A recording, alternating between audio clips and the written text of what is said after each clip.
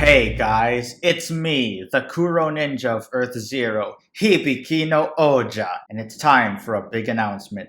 I'm going to be doing a new series on this channel where I will be playing a modified version of Dungeons & Dragons in a campaign inspired by tokusatsu, mostly of the henshin hero kind. In this video I'll go over the series, and at the end I'm also going to be introducing you to the 4 player characters in the series. I've decided to call this series Dungeons and Kuroninja, but that name is just a placeholder, and I might change the name if I think of a better one. Now I know what you're thinking. There's already someone else who does toku D&D, and before that there was Power Rangers Hyperforce. So what makes my series special? Even before this year, I've always wanted to play a tabletop game with tokusatsu elements in it. The problem is, I don't have any friends, or at least ones who are interested in tabletop gaming. But then I got introduced to solo D&D, and I learned that there are people who can play D&D and other tabletop games without a GM. All they need is a game system and their imagination. Now, although this is solo toku D&D, Dungeons & Dragons doesn't really fit well with a henshin hero style campaign, so I decided to change up the mechanics a little. I found a more basic version of the D20 system that uses something like the power points from mutants and masterminds instead of experience points, and I also got rid of character classes so that any character can have any ability. Level 1 characters have 20 power points they can spend on upgrades and new powers, and every time they level up they gain 10 more power points. Skills are also a bit different, but other than that, it should be familiar for anyone who has experience with D&D 5th edition.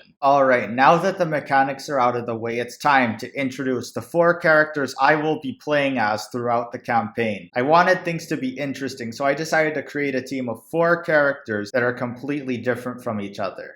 First off, we have Ryuga Momose, who transforms into a red masked warrior. His alignment is chaotic good, and he's the closest to what most people think of when they're thinking of henshin heroes like Super Sentai or Kamen Rider. He's got more of a strength-based build, but he's also specialized in acrobatics. Some of you are probably surprised that the first character introduced is a Red Ranger, but it's actually the Kuroninja of Earth 1 who hates Red Rangers, not me.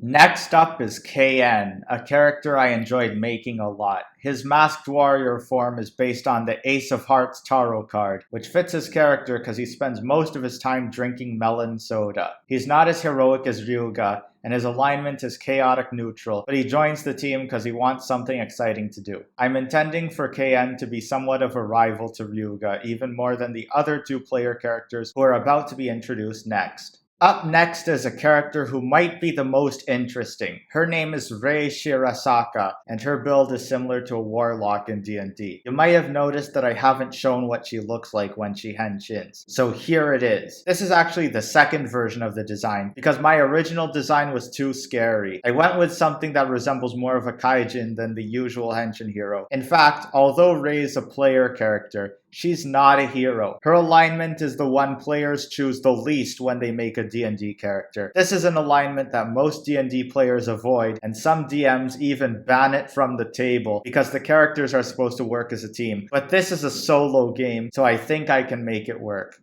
And last but not least, we got Mayu Sakuragi. She uses a claymore in battle, and her build is supposed to reflect how she fights on the front lines in battle. But when I was making her character, I realized that none of my characters have the role of the cleric. Mayu is part of the group because she wants to prove herself to her superiors. Unlike the other 3, Mayu doesn't have a chaotic alignment, and her alignment is lawful good. Now that I've covered the player characters, here's some last minute things I want to bring up. First off, the series is going to be in a setting that's almost like the current airing season of Super Sentai, Osama Sentai King Ouja. I'm mostly into world building after all. Second, I already have a rough outline of what I imagine the plot could be like, but there is a chance that something unexpected will happen instead, depending on the rolls of the dice. Last thing I want to bring up is that I'll try to keep this series going, but don't expect it to update on a regular schedule, because it takes time to edit the videos and make the illustrations. Anyway, that is all for this video. If you're interested, make sure to like, comment, and subscribe, and I'll see you in the first episode of Dungeons and Kuroninja.